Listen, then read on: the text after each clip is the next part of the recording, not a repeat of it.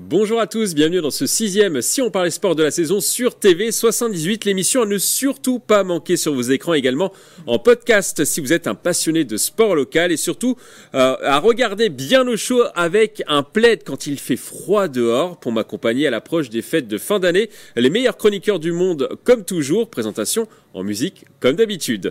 On commence par Grégory, désolé parce que je suis un peu perturbé, Ils sont trois, ils sont forts.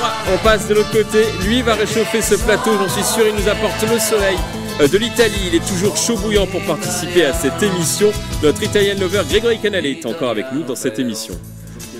Ouais, vous m'impressionnez, c'est pour ça que je savais pas trop. Et en plus, d'habitude, je commence de l'autre côté, donc ça m'a fait un peu bafouiller. Ouais, même moi, c'est une première pour moi de me retourner en premier pour le coup. Écoutez, bon voilà, ça va très bien. Mois de décembre avec le calendrier de l'Avent qu'on a commencé à ouvrir petit à petit. Et aujourd'hui, on espère une casse douceur avec bien sûr ce SOP qu'on attend toujours avec impatience. Vous aimez les fêtes de fin d'année, Grégory? Bien sûr, oui, on attend ça avec impatience, comme chaque année. On passe de l'autre côté, musique, lui aussi est très caliente, il adore réchauffer l'atmosphère avec ses jeux de mots qui sont légion. Il est bientôt à la retraite, du coup il aura encore plus de temps pour venir sur cette émission. Le président Philippe Volac est avec nous. Bonjour à tous. Bonjour président, comment allez-vous? Ça va très bien, j'ai pas ma peau de bête à côté, mais... Ouais, Pierre Chevalier qui a... Ouais. C'est pour ça qu'on a changé l'ordre justement de présentation. Je comprends parce que c'est quand même notre gladiator, donc donc j'ai pas ma peau de bête, mais on va se réchauffer. Oui, un petit bisou à Pierre Chevalier qui n'a pas pu venir parce qu'il a beaucoup de boulot, soi-disant. voilà. On termine de l'autre côté, musique, on ne le présente plus, je peux vous dire qu'il ne distribue pas de cadeaux à ses joueurs dans les vestiaires quand il est coach de rugby. Il dit souvent ce que tout le monde pense tout bas. On l'aime, vous l'aimez. Coach Jean-Miss est avec nous. Et bonjour à tous, bonjour Michael et bonjour mon petit Fifi et Greg. Comment allez-vous, coach? Un peu malade, mais très content, très heureux. Un peu enroué, on entend ça. C'est le saison là, il y a des virus qui traînent de partout. Ouais, il faut prendre la peau de bête de Pierre Chevalier. C'est pour ça, j'ai piqué et c'est pour ça qu'il n'est pas venu. Mais il a la voix, tu as la voix un peu qui déraille comme tu es à côté d'un Italien. Ouais, tout à fait. Voilà, ok. Ça commence pour cette émission. On bafouille, on se clash. Alors nous allons maintenant passer au programme de l'émission. Nous allons parler de basket et de notre pépite yvelinoise Victor Wembanyama. Est-ce que son début de saison est réussi? Nous parlerons également du Vendée Globe. Notre yvelinois Louis Burton a été contraint d'abandonner suite à une avarie sur son bateau Bureau Vallée. Mais avant de parler de ces thèmes, nous allons parler football. On va tout de suite commencer par l'envolée de Grégory pour se réchauffer. De quoi allez-vous nous parler, Grégory? On va parler football, c'est ça? Oui, c'est ça. Est-ce que je peux déjà rebaptiser mon envolée juste le temps de cette émission? Ce ne sera pas l'envolée aujourd'hui, mais plutôt l'atterrissage, un retour sur terre douloureux vécu après la fin d'aventure du Football Club de Versailles en Coupe de France. L'équipe de la Cité Royale a été éliminée le 30 novembre dernier au 8e tour de la compétition. Une défaite 2-1 contre l'Union Saint-Jean, pensionnaire de Régional 1. 3 divisions séparées donc les Hauts-Garonnais des Yvelinois qui évoluent en national. On aurait pu se dire que ça allait passer pour Versailles, je l'ai pensé très sincèrement, mais le FCV a complètement raté son entame de match, mené au bout de 3 minutes, ayant même 2 buts de retard dès la demi-heure de jeu. Le charme de la Coupe de France est venu se rappeler à nous, David qui fait tomber Goliath. Les Versaillais qui nous avaient émerveillés début 2022 avec ce statut de petit pousset, justement eux aussi l'avaient eu jusqu'en demi-finale. Là c'est à l'Union Saint-Jean de continuer de rêver avec au prochain tour une rencontre contre l'AS Monaco. Oui, car les clubs de Ligue 1 entrent en lice pour les 32e de finale, donc ça peut aussi renforcer notre frustration. On aurait pu avoir un choc face à un club de Ligue 1.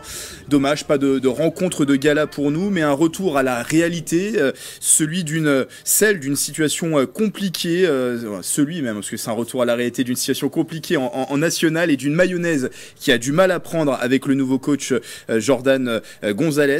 J'espérais que la Coupe de France pouvait être une sorte de thérapie pour le FCV, un beau parcours pour pourquoi pas engranger de la confiance. C'était même le thème de ma dernière renvolée. Depuis, le club a perdu 2 fois. Mea culpa, le mal semble bien plus profond à Versailles. On a du mal aujourd'hui. Oui, on a un peu de mal, mais c'est parce qu'on patine, il fait froid. On patine un petit peu. Bravo en tout cas, Grégory, pour cette envolée. Aujourd'hui, c'est un peu court mais efficace. Court mais efficace. Et oui, Grégory, vous êtes un pronostiqueur fou, comme on peut le voir. J'ai encore une fois sévi. J'avais pronostiqué. Alors, j'avais pas pronostiqué, mais je pensais. Vous n'étiez pas seul, quand même autour de la table. On était tous à penser autour de la table que le FC Versailles, je dis pas que ça allait être une formalité, mais allait passer ce Tour de Coupe de France, et on s'est trompé. Petite déception. Alors est-ce que c'est, la question sur cette thématique, est-ce que c'est une honte pour un club de ce standing de perdre ce match? Oui ou non? Non pour vous. Jean, vous êtes partagé, Philippe, et vous êtes partagé aussi, Grégory. Bon alors Jean, vous avez été le plus radical dans votre réponse. Allez-y. Moi j'ai dit non parce qu'une honte c'est gros comme mot. On peut parler de honte, c'est le sport avant tout, et le sport, notamment la Coupe de France de football, c'est pas la première fois ni la dernière. La preuve, Grégory l'a dit juste avant dans son envolée, Versailles avait bénéficié justement de tout cette magie de la Coupe de France pour aller jusqu'en demi-finale de cette compétition en 2022. Donc c'est le propre de ce sport et de cette compétition. Le football, c'est le seul sport collectif où avec 3 ou 4 divisions d'écart, le petit peut gagner. Ça n'existe pas dans d'autres sports collectifs. Au rugby, vous prenez une équipe et une autre avec 4 divisions ou 3 divisions d'écart, vous pouvez jouer 10 fois, ça gagnera jamais. Donc le foot le permet, ça. Donc dire une honte, non.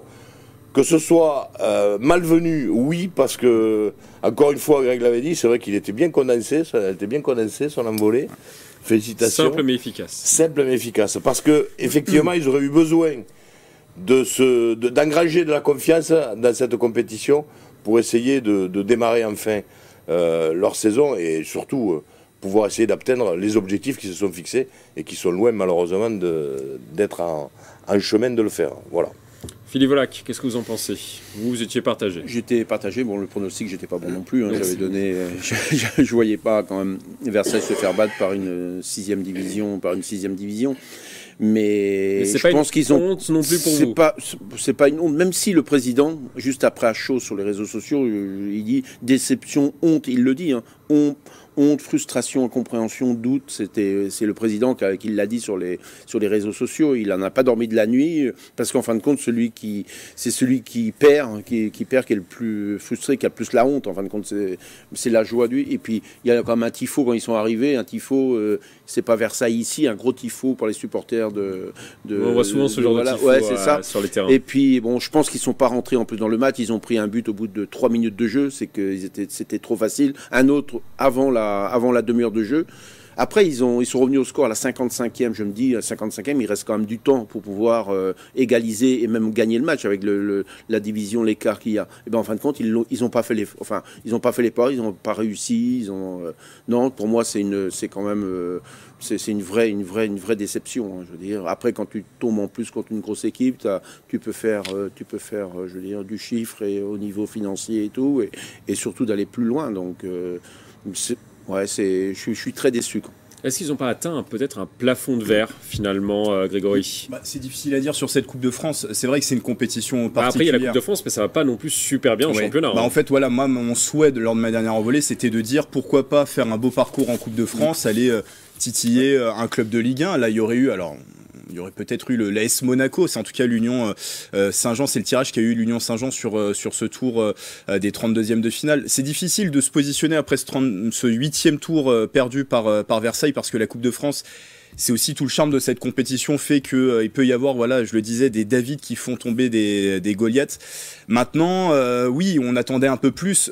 C'est le scénario de ce match qui a été aussi très catastrophique pour le FC Versailles, d'avoir été mené au bout de 2 minutes de jeu. Alors certes à l'extérieur, mais les conditions semblaient plutôt être bonnes. Il me semble que c'était une pelouse synthétique, donc c'est des conditions qu'elle Versailles peut être aussi habitué. C'était pas le champ de patates qu'on peut avoir parfois sur des équipes en province. Donc être mené au bout de 2 minutes, ne pas réussir à revenir dans ce match, être même mené de 2 buts à 0 à la 30e minute de jeu, le scénario nous fait dire que voilà, le mal est plus profond à Versailles. Maintenant, est-ce qu'ils vont s'en remettre et aller de l'avant au championnat? Ça va être difficile à dire. Là, il y a un match qui va arriver face à Boulogne-sur-Mer qui va être très très intéressant. En tout cas, depuis l'arrivée de Jordan Gonzalez, les résultats sont en dents de scie. Il y avait eu un petit sursaut au tout début. La dernière défaite pour le FC Versailles, ça va être dur pour se relever pour le FC Versailles. Jean, vous ne pensez pas qu'ils vont perdre patience, les dirigeants? Le président commençait à parler de honte. Est-ce que vous ne pensez pas qu'au bout d'un moment, ils vont dire stop, on arrête et le club va se retrouver un peu dans le pétrin, si je peux dire. Alors, pour moi, perdre patience, il faudrait quand même laisser le temps un petit peu que les choses se mettent en place. Parce qu'on a souvent tendance, et pas simplement à Versailles, à vouloir tout et tout de suite. Sauf que, ne serait-ce que le côté sportif, et c'est le plus important, un entraîneur, il lui faut un minimum de temps pour mettre ses idées et son jeu en place, et son groupe. J'ai l'impression qu'on veut aller plus vite que la machine. Alors certes, de temps en temps, la mayonnaise prend, on ne sait pas pourquoi ni comment, ça se fait de suite, plus rapidement, ça se fait, mais on n'a pas les ingrédients magiques. Là, effectivement, il y a un gros doute, parce que les résultats ne sont pas là. Les résultats ne sont pas là, ce nouvel entraîneur, González, ne donne pas satisfaction, puisqu'on juge un entraîneur par rapport à ses résultats. Il est certain que là, il y a des soucis. Mais j'aurais tendance à dire, laissons un petit peu le temps au temps, quoi. Philippe, vous êtes d'accord ? Laissons le temps au temps, ça fait plusieurs... depuis leur épopée en Coupe de France, qu'on parle beaucoup d'eux et tout. Il vient d'arriver, mais on change d'entraîneur tous les 6 mois. On ne laisse pas assez, voilà, c'est ça. Mais on laisse pas assez. C'est compliqué et... Grégory, après on va passer à la prochaine thématique. Après, ce qu'il faut dire, c'est que ce championnat national est aussi très serré. Il n'y a que 9 points qui séparent Versailles de la tête. Il reste encore beaucoup de matchs, mais à contrario, ils sont à 5 points aussi de la zone relégable. Donc tout peut aller très vite dans le championnat. 6 points du podium. Donc c'est pas non plus encore catastrophique, mais disons que la saison... s'ils enchaînent une série, ça peut le faire. Voilà, la saison a du mal à s'emballer, elle a du mal à démarrer. On reparle exactement la même chose qu'on a parlé la saison dernière. La saison dernière, ils étaient pas loin du bas et pas loin du haut non plus. J'ai l'impression de revivre, de redire la même chose que l'année dernière. La grosse différence, c'est que l'année dernière, à partir de la 13e place, on était relégable. Là, on est repassé à 2 descentes. Il y a moins de risques. C'est un peu moins risqué. En tout cas, pour l'instant, Versailles est 10e du championnat, à 6 points du podium. Ils joueront ce soir contre Boulogne, le 4e. Donc, ça sera un match un peu compliqué. On va maintenant parler à basket et de notre extraterrestre qui vient des Yvelines, Victor Wembanyama. Le joueur originaire du Chinero-Cancourt impressionne pour sa 2e saison NBA. Il a un bilan cette saison avec les Spurs de 32,5 minutes jouées, de 23,5 points, dont 47% de tirs à 3 points. Il prend 10,4 rebonds par match et il donne 3,8 passes par match. Du côté des comptes, il totalise en moyenne 3,4 contres par rencontre. Sur le plan collectif, ça se passe mieux pour San Antonio cette saison. Ils sont 10e à l'ouest et luttent pour les playoffs. Alors, est-ce que c'est un début de saison réussi pour Victor Wembanyama ? Oui, vous êtes tous d'accord. Grégory ? Alors ils sont passés 11e les Spurs avec la défaite cette nuit contre les Chicago Bulls. Sans Wembanyama qui avait des douleurs au dos et qui était donc forfait pour cette rencontre. Oui, force est de constater que si on fait le constat par rapport à la saison dernière où les Spurs avaient une série incroyable de défaites et figuraient dans le bas de tableau de cette conférence Ouest, aujourd'hui ils sont plutôt en milieu de tableau. Ils sont toujours en position, pourquoi pas, pour aller accrocher des playoffs. Ça va être compliqué, mais pourquoi pas cette saison. Et en fait, voilà, il y a une osmose qui s'est créée au sein de ces Spurs, sans Greg Popovich qui a eu un léger AVC qui est remplacé en ce moment, et on lui souhaite prompt rétablissement. Wembanyama est en train de confirmer son statut de peut-être l'un des meilleur joueur de la NBA, en tout cas il est meilleur défenseur sur le mois de novembre. C'est une distinction qui a été créée cette année en NBA. Chaque mois il y aura des meilleurs défenseurs par conférence, en tout cas des meilleurs joueurs par ligne. Il a été donc, il va rester aussi dans l'histoire sur ce point-là, puisqu'il figure comme le premier meilleur défenseur de l'histoire de la conférence Ouest. Ça a été, on a eu le prix cette saison. Et aussi à l'intérieur d'un collectif des Spurs qui aussi est renforcé avec des jeunes qui commencent à monter, avec une mayonnaise qui commence à se créer, et Wembanyama en leader. L'année dernière, on était en droit de se questionner sur est-ce que dès sa première saison, on va sentir son impact dans les Spurs. Lui brillait individuellement, mais les Spurs avaient plus de mal à briller collectivement. Là, la mayonnaise commence à prendre. Wembanyama est leader de son équipe, et derrière les Spurs arrive à avoir des résultats. Et donc oui, une 10e place, 11e place même très précisément dans la conférence Ouest, c'est quand même un très bon début de saison des Spurs quand on fait le comparatif avec ce qui se passait la saison dernière. Philippe, qu'est-ce que vous en pensez? Il claque des records aussi, il a marqué 50 points contre Washington, il est le 4e plus jeune joueur de la NBA à réaliser cette performance. Contre les Kings, il a réalisé un nouvel exploit avec 34 points, 14 rebonds et 11 passes, le 3e triple-double de sa carrière. Il intègre un club ultra privé en compagnie de Vince Carter et James Harden, celui des joueurs avec au moins 30 unités, 10 rebonds, 10 passes, 5 tirs à 3 points et 3 contres en un seul match. C'est vrai que beaucoup le voient All-Star dès cette saison, sa deuxième saison en NBA. Et c'est peut-être un peu trop tôt, mais LeBron James, il avait été dès sa deuxième saison en 2005, je crois. Et je trouve que c'est pas mal. Et il a un peu plus de temps de jeu quand il joue. Il a 34 minutes au lieu de 32. Enfin, il n'y a pas beaucoup, mais il joue quand même plus. C'est vrai qu'à chaque fois qu'il n'a pas joué, ils ont perdu. Donc là, ils ont 22 matchs, 11 victoires, 11 défaites qu'ils ont.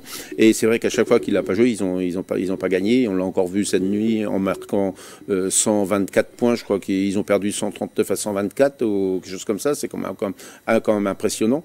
Et non, il réalise une très bonne saison, je veux dire.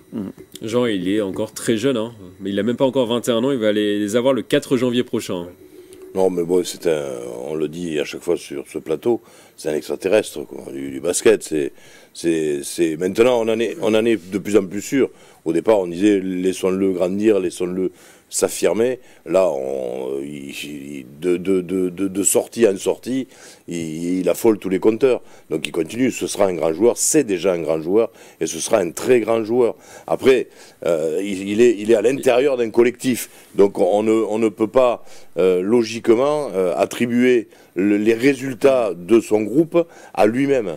Parce que après ça se passe beaucoup comme ça en NBA aussi. Oui, non, d'accord. On a des valeurs marchandes, si je peux dire, dans l'équipe. Je suis d'accord, parce que oui, mais valeurs marchandes, comme tout sport collectif, il y a des très bons joueurs qui font partie d'un collectif. Mais c'est quand même le collectif. Il n'est pas responsable des défaites ou des victoires. Il est surtout responsable des victoires actuellement. Parce que c'est lui qui amène, et Philippe l'a dit très bien, c'est que quand il n'est pas là, ça perd à chaque fois. Bon, quand il est là aussi, quelquefois, mais quand il n'est pas là, au moins, c'est sûr que ça perd.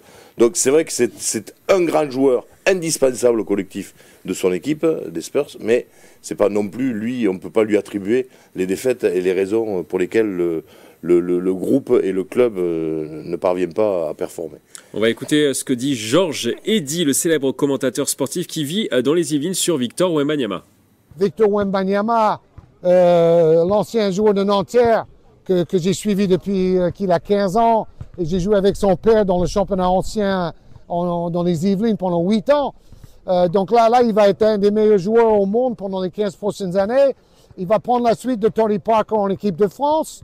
On peut viser des titres dans chaque grande compétition. On était finaliste aux Jeux Olympiques grâce à Wembanyama, Gobert, Fournier et tous les autres. Philippe, qu'est-ce que vous en pensez? Il est enthousiaste, Georges Eddy. C'est un spécialiste quand même. C'est un spécialiste. Puis quand je regarde la NBA à la télé, lui, il est vraiment enthousiaste. Il est très enthousiaste aussi sur Victor Wembanyama. Oui, c'est ça. Vous comprenez? C'est incroyable. Ouais. Et quand il est blessé, il y a peut-être juste un petit bémol peut-être sur Victor Wembanyama. Je pense que Grégory, vous voulez peut-être en parler. C'est ses blessures. Il a quand même été laissé au repos contre les Chicago Bulls la nuit dernière. Il a raté aussi 3 rencontres mi-novembre aussi en raison d'une blessure à un genou. Est-ce que c'est peut-être juste là l'inquiétude sur Victor Wembanyama? Je ne sais pas si je dirais inquiétude. Effectivement, il y a des petits pépins pour le moment. Tant que ça reste des petits pépins et qu'on rate 1 voire 2 matchs, c'est pas grave. Philippe le soufflait. On est quand même dans un championnat d'NBA à rallonge. Il y a plus de 80 matchs par saison avec des matchs qui s'enchaînent tous les 2-3 jours. Parfois, parfois 2 jours. Quand on est en conférence Ouest, parfois on se déplace aussi sur le territoire Est. Donc il y a aussi des gros déplacements. Et même à l'intérieur de la conférence, peut y avoir des gros déplacements. Donc tant que c'est des petits pépins physiques, moi je suis pas inquiet. On sait que Wembanyama a un physique atypique, c'est le moins qu'on puisse dire, et qui peut être sujet à des blessures, en tout cas être ciblé aussi sur le terrain. Plus de 2m20, je le rappelle pour être spectateur. Il a une assez grande envergure, donc pour l'instant ça reste du petit pépin physique et c'est pas plus inquiétant que ça pour moi. Ok. Alors pour l'instant les Spurs sont 11e de la conférence Ouest avec un bilan presque à l'équilibre. Du coup ils visent quand même une qualification en play-off en fin de saison. On va maintenant parler de voile et du Vendée Globe 2024. Vous le savez, 2 Illinois sont en course sur cette Everest des mers. Louis Burton et Eric Bellion. Et malheureusement, c'est terminé pour Louis Burton. Après quasiment un mois de course, ce mercredi 4 décembre, il a décidé d'abandonner suite à une nouvelle avarie sur son bureau valet au large du cap de Bonne-Espérance. Il a subi cette fois-ci une avarie sur un élément mécanique. Il a tenté de réparer, mais en vain. Il ne peut plus manœuvrer le bateau. On l'écoute. C'est en étant bien meurtri que j'ai pris la décision dans la nuit d'abandonner le Vendée Globe. C'est simplement que là, c'est pas des problèmes de préparation, c'est pas des problèmes d'équipement, etc. C'est des problèmes structurels. Et à un moment, on va avoir déjà fait le tour de l'Antarctique 2 fois et donc naviguer dans l'océan austral lors de mes deux derniers Vendée Globe, je sais que c'est suicidaire. Je ne veux pas prendre le risque de casser le bureau valet, je ne veux pas prendre le risque encore plus qu'il ne l'est, je ne veux pas prendre le risque de perdre le bateau, de me mettre en danger. Louis Burton sera en Afrique du Sud dans les prochaines heures. La question sur cette thématique, le Vendée Globe de Louis Burton restera-t-il dans les mémoires? Oui ou non? Vous votez non pour vous, Jean. Allez, oui pour vous, Grégory, et vous partagez. On va faire un petit duel côte à côte du coup. Grégory, vous commencez le côté plutôt dans les mémoires plutôt négatives. Non, pour le négatif. Coup, négatif parce que c'est le Vendée Globe qui vient sonner pour moi la malédiction de ce bateau bureau valet. On rappelle juste le contexte. Louis Burton avait fait une 3e place lors du dernier Vendée Globe avec un autre bateau. Il avait acquis ce nouveau bateau bureau valet. Voilà, je le remets dans le bon sens. Qui avait fait le dernier Vendée Globe, qui avait fait un bon résultat sur le dernier Vendée Globe, qui était dans le top 10 si je dis pas de bêtises. Il l'a retapé aux couleurs de bureau valet. C'est un bateau qui était on sait, un bateau de nouvelle génération avec les fameux foils qui permet de léviter sur la mer et d'aller beaucoup plus vite. Mais on voit que depuis qu'il a ce bateau, alors peut-être par malchance, je dis pas que c'est pas, je remets pas en question ses capacités de skipper, parce qu'il a prouvé que il était top, Louis Burton, mais on voit qu'il y a eu du dématage sur ce bateau bureau valet. Là, il y a eu 2 avaries quand même assez lourdes. Une qui l'a contraint donc du coup à l'abandon. Donc pour moi, ça va rester le Vendée Globe de la malédiction. Le seul côté positif, je pense que ça va être dit aussi autour de cette table, c'est qu'on a vu qu'il avait une force de résilience, une combativité aussi qui était de prime abord, puisque il avait eu une première avarie sur ce Vendée Globe et il avait passé une nuit entière à réparer. On était assez impressionnés en plateau de ces réparations express qui avaient quand même qui avaient bien tenu. Donc non, moi je reste quand même sur un côté négatif. Il a marqué les consciences, mais pour moi c'est plus sur le côté négatif. Il y a peut-être cette petite réparation express en tout début de Vendée Globe qui est le seul point positif, mais ça part quand même d'un point négatif à la base. Jean, qu'est-ce que vous en pensez du coup? Alors vous, non, ça restera pas dans les mémoires. Alors du coup, quand même, moi j'avais dit non, mais lui, il a dit oui. Mais il a un peu penché de votre côté. Finalement, il a eu peur, je crois. Il a changé les voiles pour aller de votre côté. Il a modifié la voilure. Il a changé le cap. Voilà, à bâbord. Non, pour moi ça ne restera pas, déjà pour 2 raisons, parce que la première, les compétitions qui restent dans les mémoires, c'est celles où il y a des victoires, où il y a des bons, on va dire un podium, on va dire, sans parler de gagner, mais au moins un podium, ou alors peut-être rentrer dans les 10, chose qu'il aurait peut-être éventuellement pu faire, d'après les spécialistes et les statistiques, s'il n'avait pas eu cette avarie. Là, malheureusement, il n'a plus le choix dans la date pour rentrer, pour finir la course, et avec cette 2e avarie qui le contraint à l'abandon et rejoindre les côtes néo-zélandaises. Donc pour moi, ça ne restera pas dans les annales. La seule chose qui restera, et je pense qu'aux commentaires et à l'interview, je pense qu'il est un peu gavé du bateau là. Je pense qu'il en a un petit peu marre de ce bateau. C'est ce que je ressens. Dans son interview, en tout cas, il dit que sa préparation était bonne. Voilà, c'est que lui, il était prêt, il était bien. Il l'a dit, c'est pas la première fois qu'il fait le Vendée Globe, qui navigue dans ces eaux-là. On a l'impression quand même qu'il se dit, bon, c'est bon, ce bateau-là, ça vaut pas un peu de voile, quoi. Philippe. Moi, en fin de compte, dès qu'il a eu sa première avarie, qu'il a réparé tout seul, quand j'ai vu les conditions qui arrivaient, les violentes dépressions qui allaient arriver, je me suis dit, il l'a réparé, si ça ne tient pas, ça risque de ne pas tenir. Et j'étais quand même pessimiste, j'attendais, j'espérais pas, mais je me dis, il l'a quand même réparé vite fait, en une nuit, quelque chose comme ça, et je dis, ce que traverse en ce moment, je me dis, ça va jamais tenir, c'est pas possible, ça va pas tenir. C'est un autre problème là. Oui, c'est un autre problème, mais voilà, c'est pas le même problème, mais tellement il y a de dépression et tout, et il remontait, hein, il était 15e, il faisait un bon Vendée Globe qu'il faisait, et bon, il était dépité, on le voit, et c'est surtout matériel. Et il était prêt et le matériel n'a pas, à lâcher en fin de compte. Mais là, je pense quand il va retourner à bord et à Bureau-Vallée, je pense que ça va bouger. On essaiera de l'avoir sûrement en visio dans une prochaine émission. Je suis en contact avec ses équipes, on verra ça. De son côté, le Versaillais Éric Bellion est 31e et lui, il est toujours en course sur ce Vendée Globe 2024. Mais il ne veut pas trop pousser son bateau pour l'instant, mais il garde quand même le moral. Regardez. Je suis tout nu sur Stonaz One Altavia. Mais j'ai terminé. Les 2 descentes de Safran sont un poste, j'espère que ça va marcher. Les vagues sont énormes. Et on a des grosses accélérations. Enfin bref, tout ça pour dire que je me lance dans une séance de rinçage de mes affaires. Mais le cœur libre. Salut. Très rapidement, vous en pensez quoi d'Éric Bellion? Non, mais il vit sa meilleure vie. Bon, j'espère que la traversée, le tour de l'Antarctique va bien se dérouler, parce que ouais, ça a l'air d'être compliqué. Hein. On l'a compris aussi. Louis Burton n'a pas voulu s'aventurer parce que c'est très compliqué. On espère que ça va bien se passer pour lui. Mais en tout cas, voilà, on peut être que prendre ces images avec plaisir. On voit qu'il kiffe totalement son Vendée Globe et c'est super pour lui. Quoi. Il prend plein de photos, de vidéos de coucher de soleil comme on peut voir. Il joue la sécurité en plus. Et je pense qu'après, une fois qu'il va passer toutes ces dépressions, il va parce que là, lui, il n'a pas un objectif de victoire comme Louis Burton. Louis Burton aurait pu terminer dans le top 5 pour gagner. Lui, il l'a dit au début, c'est de terminer le Vendée Globe. Voilà, c'est ça. Un petit mot très rapidement sur Éric Bellion et on clôture cette émission, Jean. Ça fait du bien de voir un mec qui est content. Excusez-moi. Bon, on va terminer cette émission. C'est peut-être le moment de la terminer. Alors, bon courage à Éric Bellion pour la suite de son aventure. Et Louis, si tu nous regardes, reste fort et on essaiera de t'avoir dans une prochaine émission. Alors, c'est déjà la fin de cette émission. On va terminer comme d'habitude par une citation. Aujourd'hui, je vous propose une citation d'une légende du tennis, Arthur Ashe. Une des clés du succès est la confiance en soi. Une des clés de la confiance en soi est la préparation. Je vous laisse méditer sur cette phrase. À bientôt sur TV78.